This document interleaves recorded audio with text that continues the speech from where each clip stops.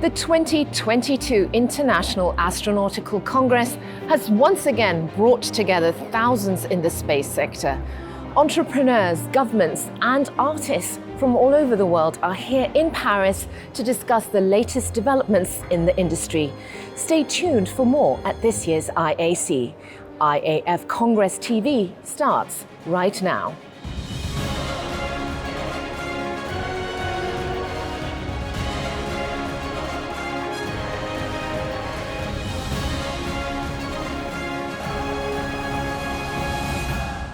Hello and welcome to episode 4 of IAF Congress TV. Today we will be learning about IAC in 2023 and 2024. We'll speak with leaders in the field and continue our tour of organizations leading in space exploration and technology.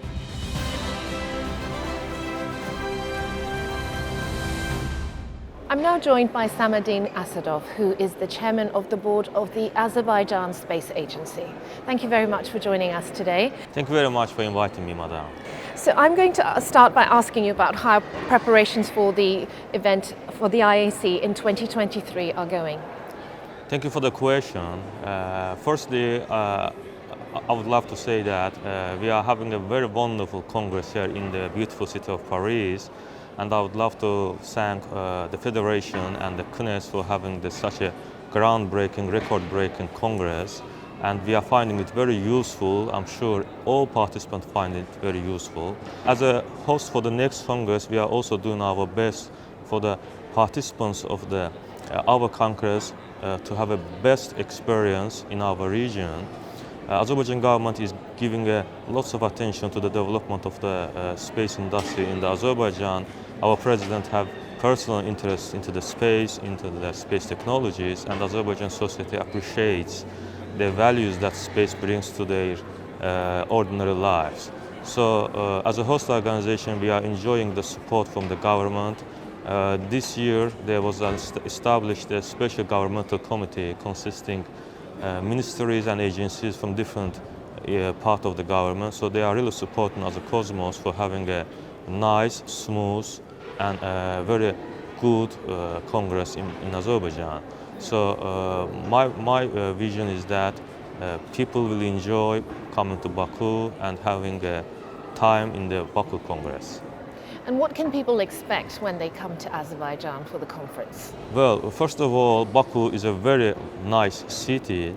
We will try to do our best for the visitors to have an exceptional experience while they are in Baku, starting from when they enter the Azerbaijan through our 5-star airport.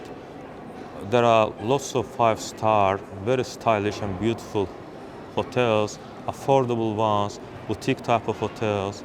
And Azerbaijan cuisine, culture, music is very much joyful. Participants will enjoy all of them. There are lots of museums, monuments in the Baku city. The architecture of the Baku Convention Center, which consists of Baku Congress Center and Heydar Aliyev City, is very nice. And also in the Baku, there is an old part of the Baku called Inner Town, and the Baku Boulevard alongside the Caspian Sea will give a nice experience for the participants while they are in Baku. And what most excites you about hosting the event next year in Baku itself? The slogan of the next year's Congress is Global Challenges and Opportunities Give Space a Chance. We all know that there are so many challenges that humanity are facing today, and space brings lots of opportunities for facing that challenges. But as a matter of fact, in the emerging countries, nations and people living in these countries are not necessarily having the best access to the space, to the technologies. And as a matter of fact, in our neighborhood, in the Caucasus, in the Central Asia, Middle East and North African countries, people are not that much using the space and space technologies. So we will bring all these countries, relevant governmental authorities to the Baku Congress, so that this to be a platform where they see, understand and know what can space bring to their countries, what's the plans of the big agencies for the next decades, so that they better set their strategies and be part of the space community. Sounds very exciting. Thank you very much. Thank you very much, Maya.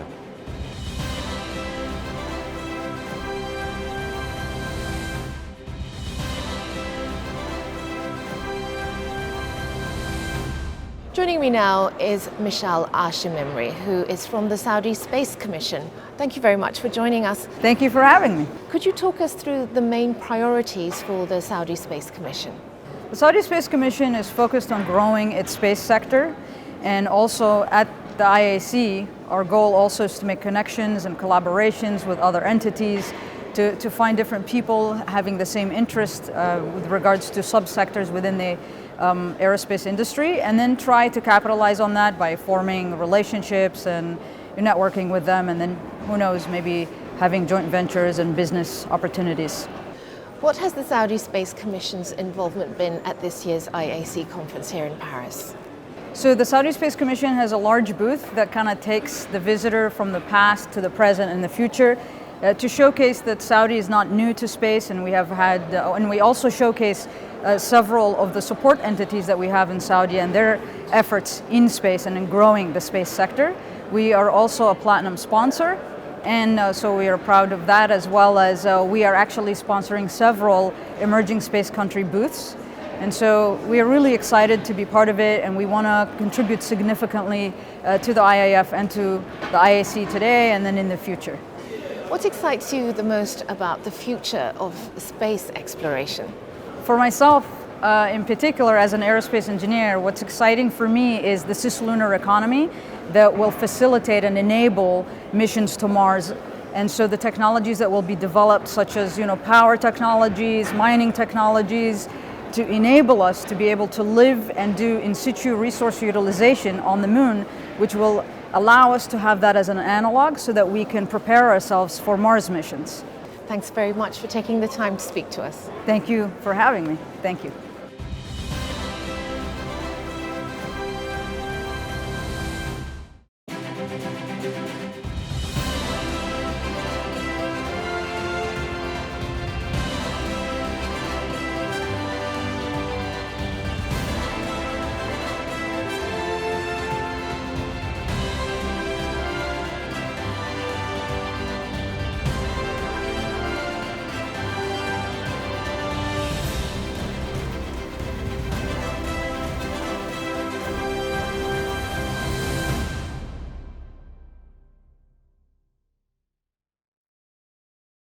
Axiom's next generation space station will run in low Earth orbit. And at this year's IAC, the company is using an innovative approach to campfire storytelling by combining virtual reality and facilitated audience interaction. The Axiom station is the next generation space station. Axiom Space won an exclusive contract with NASA in 2020 to attach to one of the ports of the International Space Station our commercial module. The very first module will have habitation for up to 4 crew members, as well as some laboratory space. The second module, which then attaches to the first, will be the same. The third module is purely a research and manufacturing module. So it is all about developing materials in space, doing science in space, and commercial payloads, both research sorts of things and then outreach, STEM, all kinds of things that people will be using for space. And our fourth module, which will go up in late 27 or early 28, will have all of the power and thermal control that we need to be able to detach from the ISS at that point and become a free flyer. We've learned over the last few decades about using low Earth orbit is that you can do a lot of things in microgravity that you can't do in the Earth. So developing metals, for example, when you're actually sort of trying to extrude metals or form them into shapes, you don't have the pull of gravity, which perturbs that process a bit, so you can create things that have a lot more tensile strength. When you're building lenses, for example, for optics, both optics that human beings might use directly or also industrial applications, protein crystals grow much bigger in microgravity, and that has pharmaceutical implications.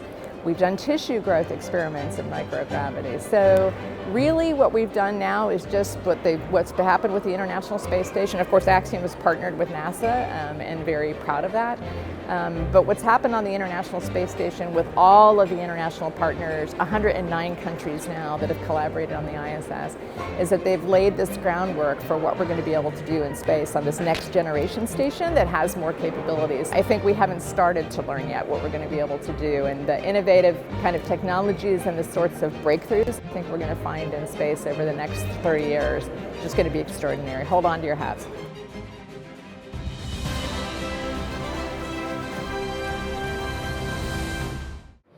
The pioneering work of Air Liquide is to advance the study and development of resource utilization technologies in space and to help explore future uses of natural lunar resources, including the establishment of Euro 2 Moon. The film you're about to watch tells us more about their amazing achievements. Air Liquide was created in 1902. For more than a century, Air Liquide has been a world leader in gases, technologies and services for industry and health. Today we are present in 75 countries. The group can rely on the competencies of more than 66,000 people. We have more than 2 million customers and 1.8 million patients worldwide. At Air Liquide, we produce and sell gases for industry and health. We do master the small essential molecules over the full value chain, from the production up to the application of our customers. We develop technologies to produce gases and to help our customers to make the best use of it. Today, with Advance, its a new strategic plan, Air Liquide is placing sustainable development and its contribution to progress with technological innovation at the heart of its strategy. The next leap of space industry is to make space operations sustainable, to mitigate the risk of ever-increasing space debris, and to perpetuate the space services that are essential for sustainability objectives on Earth. Many actions could be taken now, and I'll give 4. Decarbonize the space industry, develop reusable spacecrafts and in-orbit refueling, and last but not least, develop space resources utilization from the celestial bodies, starting by the Moon, to serve the purpose of transportation, life support and energy production in space for space. The implementation of gas and cryogenic value chain in space will be an enabler of sustainability, allowing to go deeper in space, to stay longer, to refuel the spacecraft and consequently to extend their lifetime, to reduce the debris and to reduce the cost of the mission. Our ambition is to continue developing our technologies to fulfill the evolving needs of our customers and to push the frontier to open up new market for space exploration, for which we are convinced that our expertise and skills will be very much valuable. We entered the space market 50 years ago with the Ariane launcher program, for which we have manufactured and designed cryogenic tanks, cryogenic lines, and also propellant management devices. This is from the first Ariane 1 program until the new Ariane 6 program. 25 years ago, we have expanded our activities to manufacture and develop cryogenic systems for spacecrafts, Planck, Herschel, International Space Station, and Earth observation satellites. A number of other Air Liquide affiliates are involved, in particular for ground support and the supply of propellant on launch pads, such as Kourou in French Guiana, Cap Canaveral in the USA, Lobkirchhausen in Germany, but also launch pads in Japan and China.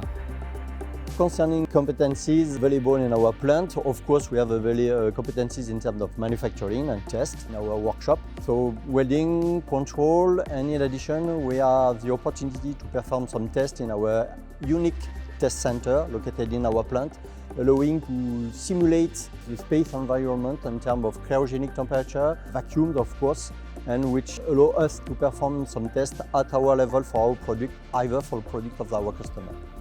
Our customers involve industrial players from the space sector, National Space Agency, ESA, European Space Agency, but also private players, new entry to the market, startups, but also research organizations. We would like to think that our customers are our partners because of the long-term nature of our business, but because we are profoundly convinced that by joining forces and fostering synergy, we can create new value chains for a sustainable access to space.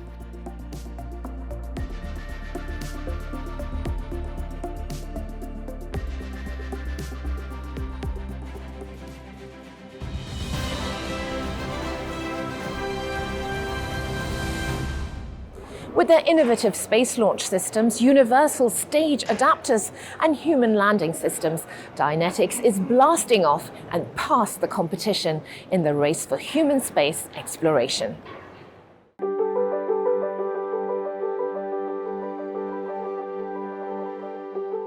Dynetics is the prime contractor for the Universal Stage Adapter, and we're responsible for designing and developing and testing and delivering the Universal Stage Adapter for each flight.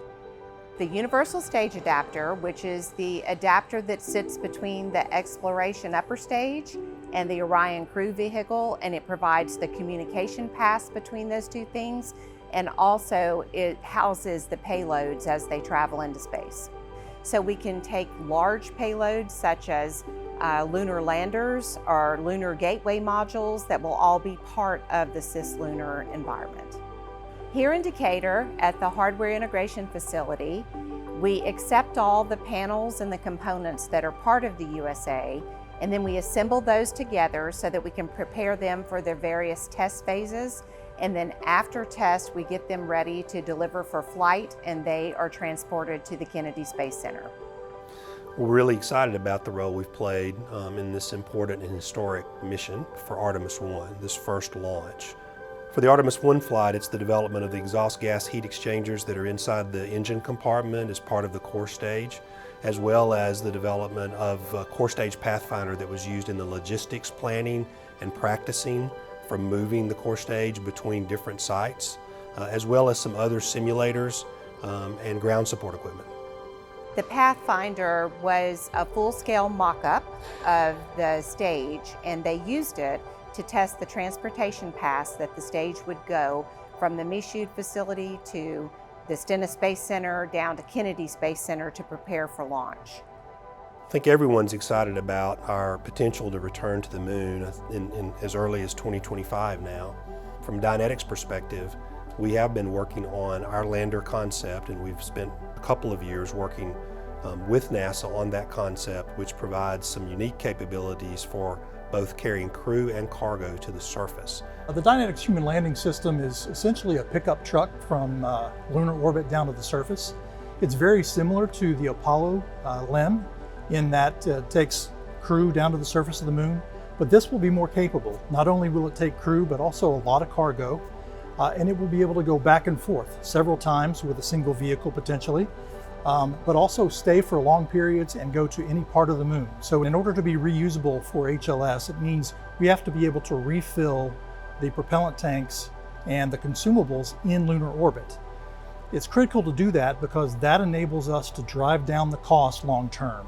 And by driving down the cost, NASA and others can do many more things with that funding to do more activities on the moon and prove out the ability to live on the moon long term.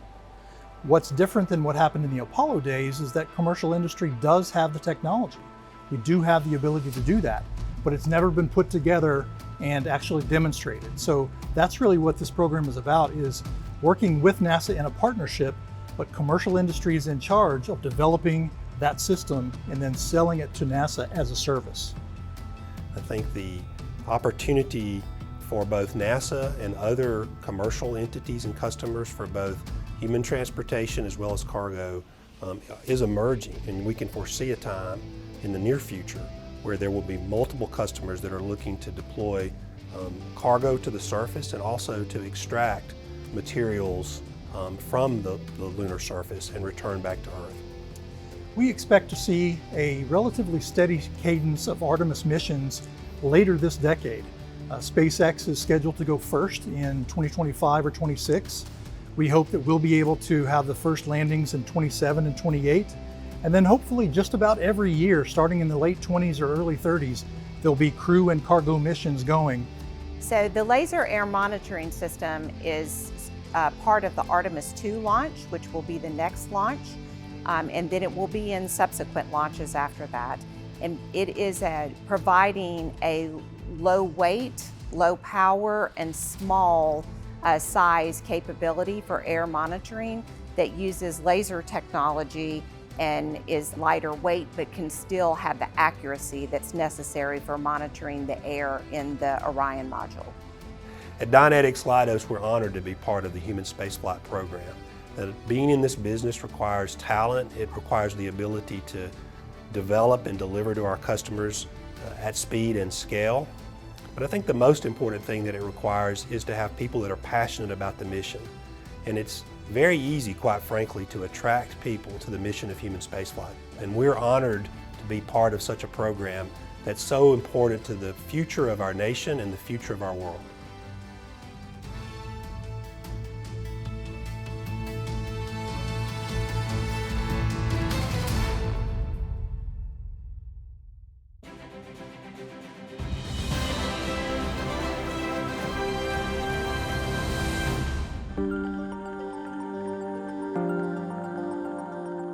The Robotics Innovation Center started in 2006 with the clear focus on two main aspects of robotics and AI, on space robotics and underwater robotics. So the main goal for the Robotics Innovation Center is to actually enable robotic systems to be competent in real-world environments. Usually, in order to cope with real-world environments, they have a very complex kinematic structure, so they have legs and arms and fingers maybe, and you need to control all these. But on top of that, we also want these robots to be able to perceive the environment, so the recognition of objects, people and so forth, and of course on the higher level to actually be able to also plan tasks and plan actions in order to be successful or to be competent in achieving their goals within this environment. For space robotics, we are using various AI methods. So for orbital robotics, for example, we are using manipulators for in-orbit servicing or performing different tasks. One of our main goals is to achieve autonomous behavior of these systems in orbital robotics as well as for planetary exploration. That means also for driving or walking systems, we have to be able to sense our environment, we have to be able to understand our environment if possible, and for this it is very important that the systems can compete with hazards or errors, as well as human intervention is mostly not possible during these complex missions. At the Institute we have the ability to build up our own systems, meaning that we can actually build up these advanced concepts for testing the capabilities, and for this it is also important to add the required software to use all these abilities of the systems and just add the right amount of intelligence to enable them to fulfill their mission needs. We are focusing on developing systems for advanced concepts. So that means that we are building them up and also test them in relevant environments, for example, as the desert in Utah. We believe that increasing the autonomy of robotic systems is the key feature to increase the efficiency of future missions, as well as to decrease their costs and risks. We exploit the potential of various locomotion types, such as wheeled rovers or legged exploration systems. We also do research on hybrid rovers that have legs and wheels in the end effector, but also wheeled legs, so that they try to combine the advantages of energy-efficient wheeled locomotion as well as highly mobile legged locomotion. We also do research on multi-robot teams for applications where a single robot is simply not sufficient. This is, for instance, for rappelling into a lunar skylight and also to explore the subsurface lava tubes. For human-robot collaboration, it's very important that robotic systems, which is often a kind of intelligent systems, understands what the humans want the systems to do, or how can the human be supported. The goal is to ease interaction such that it is very natural for the human and robotic system. When we go in the field of collaboration, one can make use of robotic systems that are worn on the body. These are called exoskeletons. They're driven by motors. They also have intelligence. They have a very advanced control because they have to follow a human.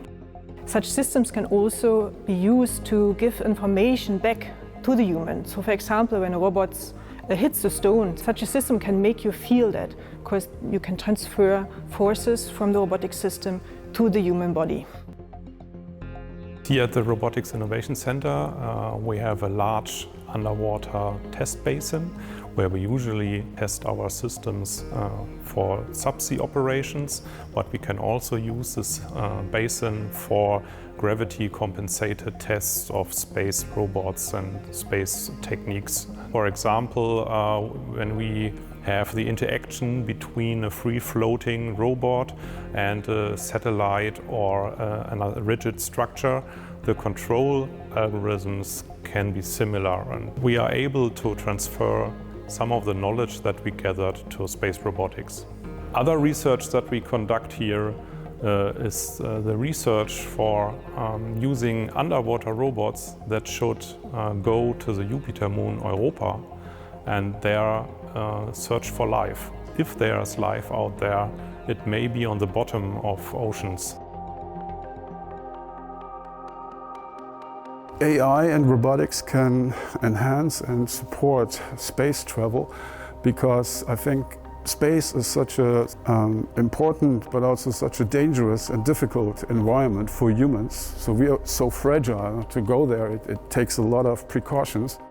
In the future, I think we will need both. We will need these robotic explorers that can, for example, prepare sites on Moon or Mars or other celestial bodies. So for the humans to come there and to do what they can do best, come with their own cognition, with their intuition and with their emotions as well, and actually gather new insights. That's where artificial intelligence and robotics is, I think, something that is with no doubt needed for the future of space travel or space exploration.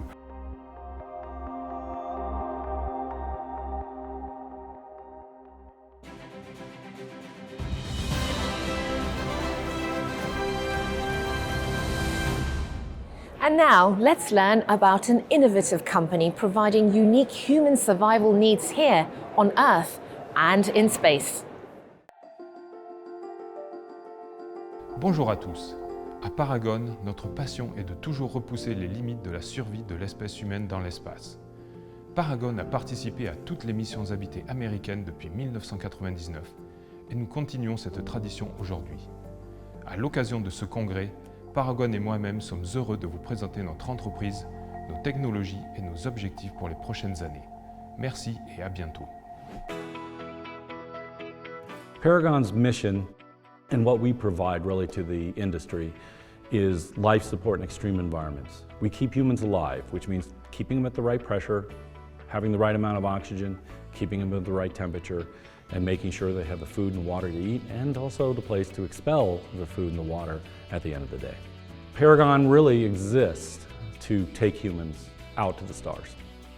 We tend to be a systems engineering company as much as a life support company because we touch everybody. We not only keep the humans alive, we also keep the avionics at the right temperature, we keep the batteries at the right temperature and everything else. So we tend to partner with any company that builds spacecraft. One thing interesting about our industry is there's a lot of smoke and fire getting to space. And so there's lots of launch companies out there. In fact, I think there's over 100, 110 that are being funded. But really, there's only 2 or 3 life support companies in the whole world. And Paragon's the only one that can do everything. Build spacesuits, outfit your inside of your spacecraft, and do all the human factors associated with keeping humans comfortable. We've played a part on a lot of the major programs coming out in the last several years. We've been an Orion team member for the last 18 years. So it's nice to see that it's finally going up there and we're real excited. We've got hardware on the Boeing CST-100 Starliner program. We are currently working on the Northrop Grumman HALO program for NASA. Paragon is a very exciting place to be at and working in. We are aggressively looking at new opportunities and looking at new customers.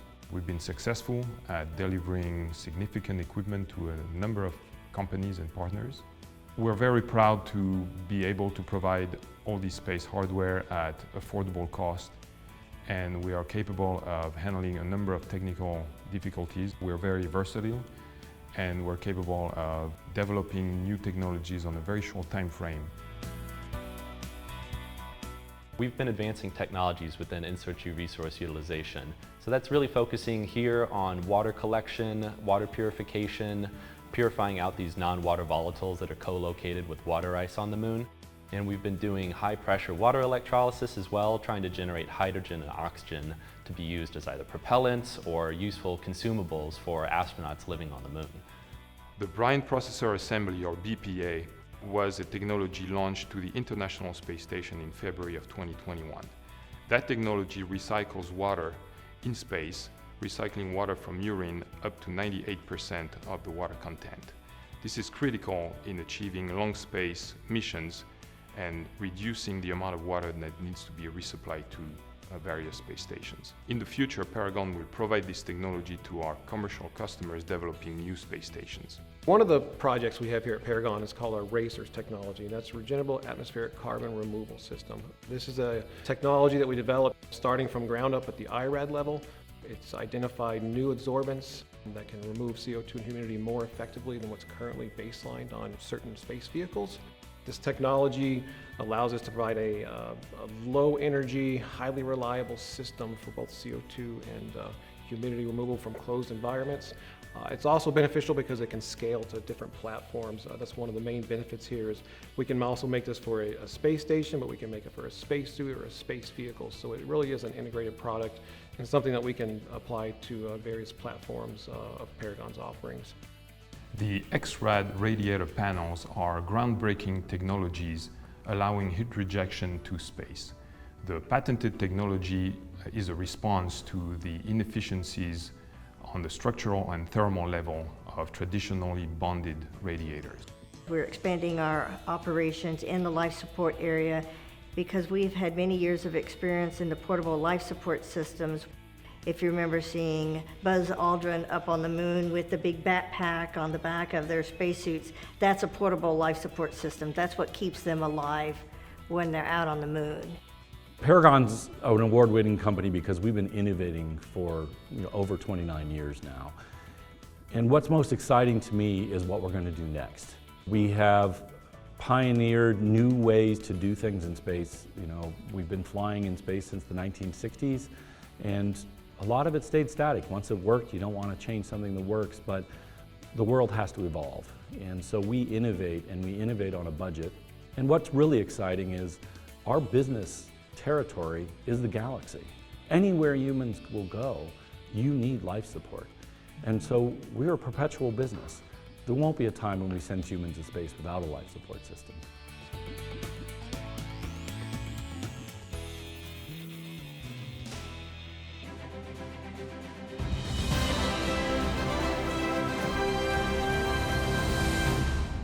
I'm now joined by Giorgio Saccoccia, who is the president of the Italian Space Agency. Thank you very much for joining us here today. My pleasure. So I'm going to start by asking you about the IAC 2024.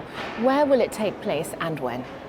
It will take place in Milan, in Italy, in October 24.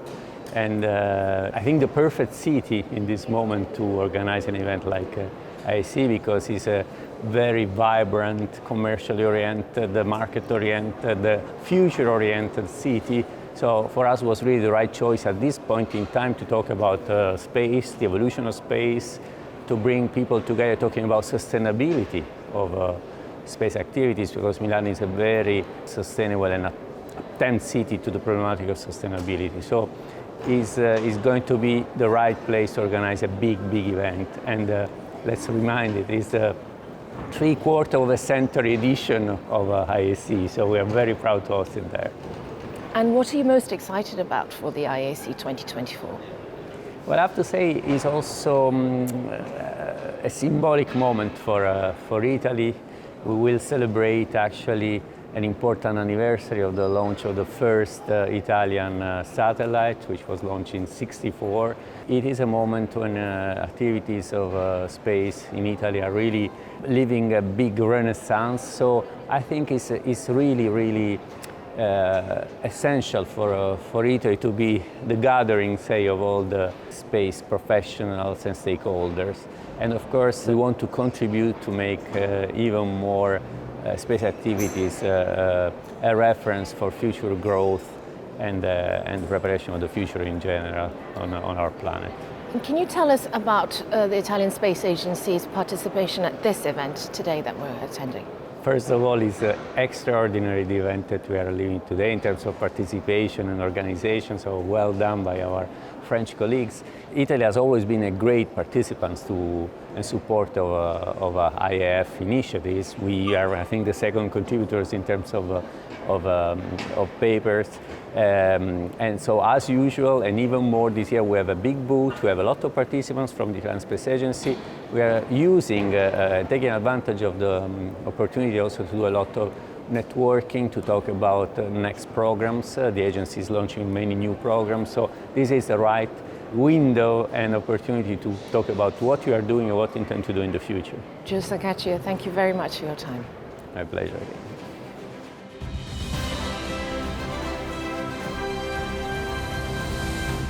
I'm now joined by Simonetta Kelly, who is the Director of Earth Observations at the European Space Agency. Thank you very much for coming and joining us today, Simonetta. Thank you. I'm going to start by asking you what sort of contributions Earth observation satellites have provided for us in regards to climate change. Yes, Earth observation satellites, particularly those of the European Space Agency, have provided a lot of contributions in terms of support to the essential climate variables, those indicators which are associated to climate evolution, climate change. And we work closely with scientists from all over Europe and all over the world to provide them data, to include those data in the climate models. Two examples. One is the ice melting. You know that there's about 1 billion tons of ice melting every year in the Arctic and Antarctic, which are permanently monitored night and day, also through radar instruments. But so that melting of the ice has been certainly one of the indicators of the evolution of climate. And that melting of the ice, it's also impacting very much the sea level rise, which is impacted by the rise of temperatures, but also by the rise of ice which is melting. So another parameter that we've been managing to look and monitor very much over the last 30 years with satellite data, also Sentinel-6, Michael Freilich satellite, which is a collaboration between ESA, NASA, NOAA, the European Commission and EUMETSAT, is a satellite which has an altimetry on board and looks at the trends in terms of variables associated to the sea level rise. In sea level rise, you have to look into long period of time, like for all climate variables.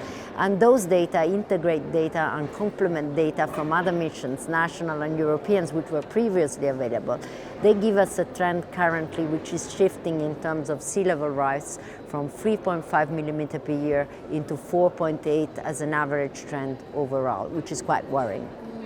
What's the role of collaboration in finding solutions for local satellite adaptation? Can you talk us through some examples? Yes, we have today a program which is called GDA, Global Development Activities in ESA, and this program is a collaboration with the World Bank and the Asian Development Bank. We work with them since about 10 years. We have a structured collaboration and we support projects which are very much concrete projects in priority fields associated to, for example, the World Bank priorities in different regions of the world, in Latin America, in Africa, in Southeast Asia with the Asian Development Bank, for example, on crop monitoring in Southeast Asia, rice monitoring, or on coastal erosion in Bangladesh, and in that type of projects, what ESA does, not only it provides the expertise in terms of knowledge of what available techniques we can use and exploit for those projects, provides the data sources,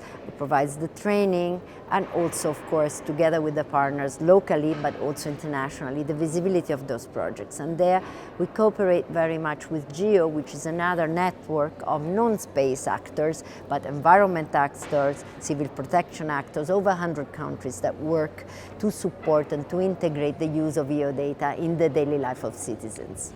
Simonetta Kelly, thank you very much for your time. Thank you.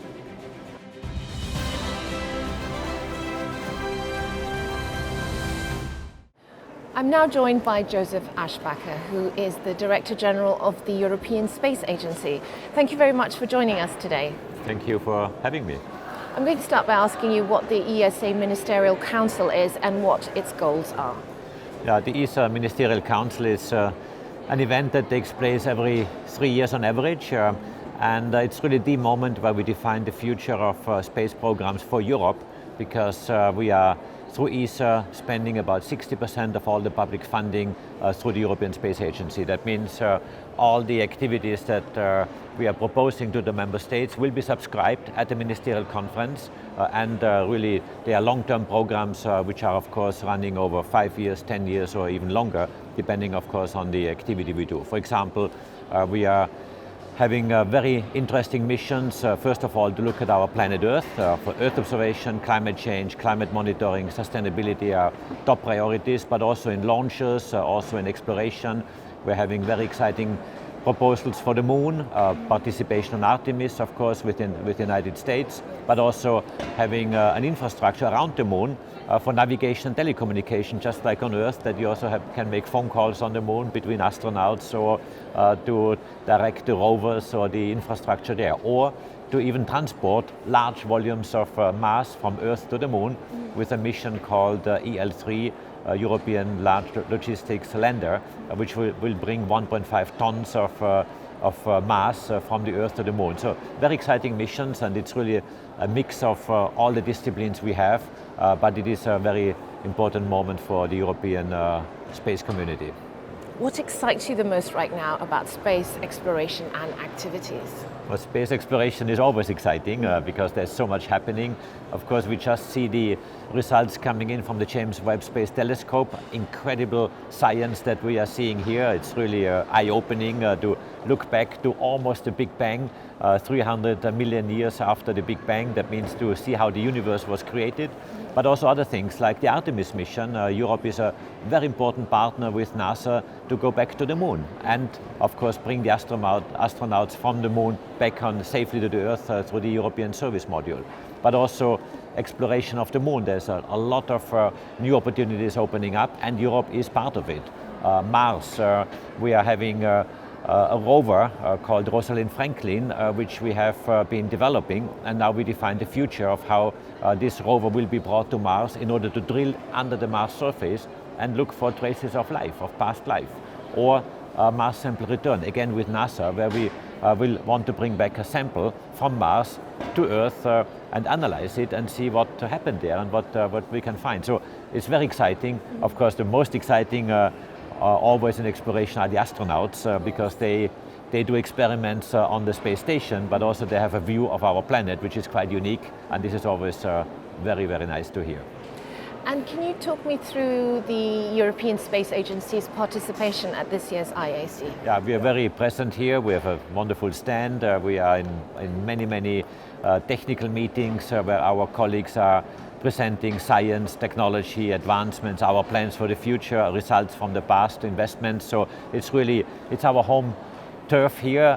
Headquarters of ESA is in Paris. Of course, we have establishments in different countries, so we are feeling very much at home here, and it's a unique opportunity, and it's a very, very important moment. Thank you very much. Thank you.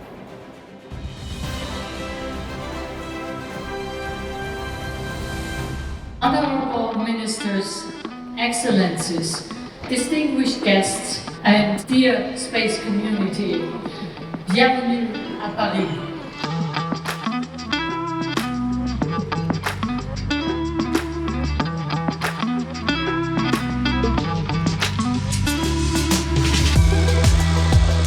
I've been in space for almost 30 years now, and this is the most exciting time we've ever been in. And now we have this lower cost access to space. We see citizen astronauts going to space, and we see a lot of new missions where universities, even secondary schools, are launching CubeSats into space. So it's hugely exciting for people to get involved in space now. It's so inspiring for young people in science, technology, engineering, and math to see what's happening in space. I'm super excited to see how such a diverse network of people from all sorts of different fields come together and come up with really unique solutions to not only advance space technology, but also bring that back through spin-offs and benefit life on Earth. We're at the cusp of everything we're ever going to do in space. Like, the humanity is at the beginning of becoming a spacefaring civilization. If you look at it, human spaceflight is in its infancy. And so we're at the beginning right now, and we can set the foundation for the rest of our civilization's existence. So if we're able to get it right and make sure we include everyone, we can bring the entirety of civilization along with us and grow as a society to there.